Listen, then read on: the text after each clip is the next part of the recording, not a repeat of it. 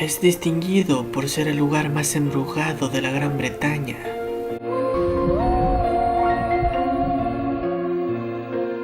Recapitularemos en la boca de los que un día vivieron esa flagelación.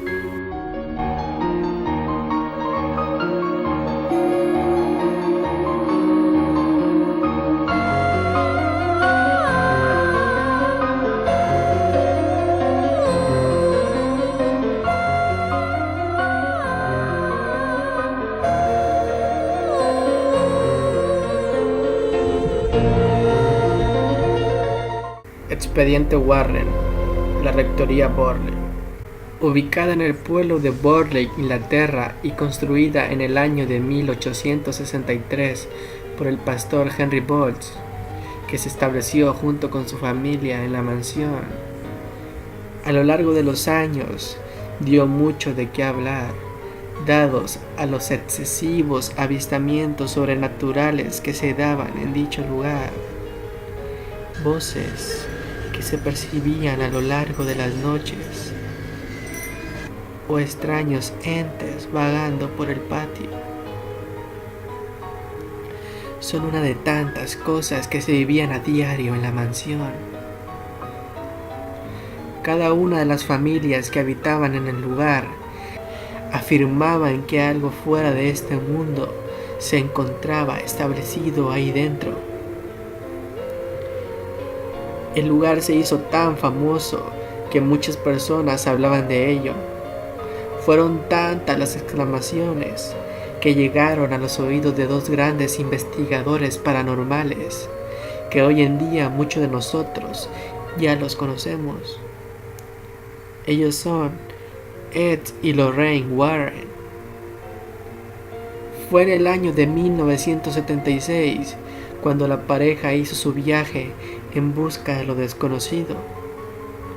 Lo que ahí vivieron fue algo demasiado aterrador.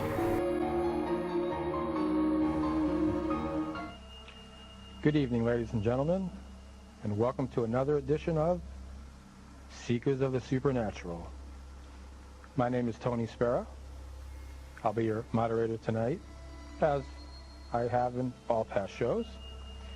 Tonight we're going to be speaking about something truly horrific, truly amazing. We're going to be talking about the most haunted location in all of Great Britain. The location I'm speaking about, Borley Rectory. A rectory right outside a small town of Long Melford in England, which was built in 1863 by the Reverend Henry Bull. I've been there. I've visited that location on several occasions. The Warrens, however, Ed and Lorraine, have been there over 24 times. Every single time they've been there, they've been witness to phenomena. It is, in fact, the most haunted location in all of Great Britain. What I'd like to do now is start with Ed and Lorraine and ask about your first experience at Borley. The first experience for me was phenomenal. It was really phenomenal. It's about the only place, Tony, other than going into a home where poltergeist activity is prominent, that everything happens as soon as you get involved. As soon as you walk in, as soon as you get involved in going into this church and beginning your research, something is bound to happen. Now that first day, I had a very skeptical researcher with me. He was a newspaper man from Danbury, and he was obnoxiously skeptical. But he was keeping a full diary for me, so he was very, very helpful. I worried about what his effect was going to have on this building. So I was in and I was discerning. I was standing down by the altar. I was with a group of people, and I was discerning. When all of a sudden, he came charging in through the back door. He said, "Something is hitting me. It's hitting me. It's hitting me."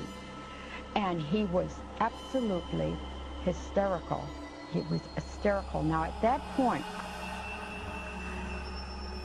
he said, I can't breathe. I can't breathe.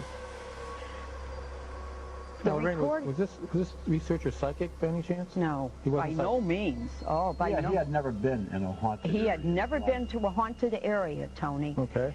And the recorders are on because people are recording what I'm discerning. Mm-hmm.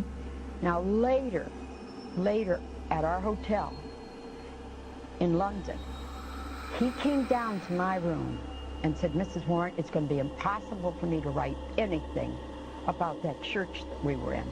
I said, Borley? He said, yes. He said, the tape that you gave me where you were discerning, he said, you can hear when I come in the room and I'd like to play it for you. Now when he walked into the church, now when he walked in and he was yelling like that, a voice, a woman's voice, as he said, I can't breathe, I can't breathe, said, hit him, almost in a healing way. And you hear her very gentle voice. Now, this is a spirit voice that she's talking about. Now, this was the first day. Now, when I was leaving the church, I knew something about the background of it. That's why we were drawn there. Mm-hmm.